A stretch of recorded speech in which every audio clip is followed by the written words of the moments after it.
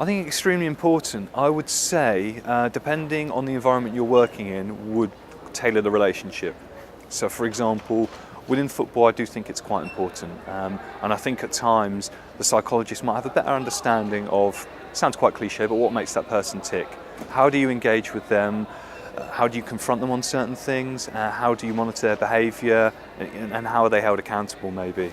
I had a good experience of this working in track and field, where we had some athletes where actually we'd do a joint session with a psychologist and very much look at how they're recording information, and this might be nutrition wise, but how are they planning their strategy and how are they revisiting that.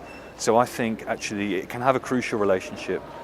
It's not, having those two in tandem wouldn't be for every athlete, but working together in that is important, and obviously there are contraindications sometimes between what a psychologist and a nutritionist might do.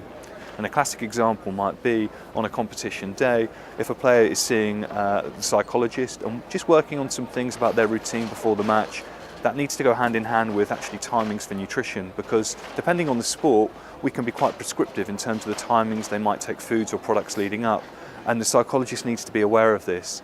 And the way I've worked previously before is actually fed into their structure and the way they feed back to the athlete, because they're looking holistically at that. If we're operating in silos, actually that just creates conflict for the performer. And one example we mentioned earlier on was with that, it might be if someone's doing some work on arousal with our player and we're trying to give them something to stimulate, there's an absolute direct conflict there. Yeah.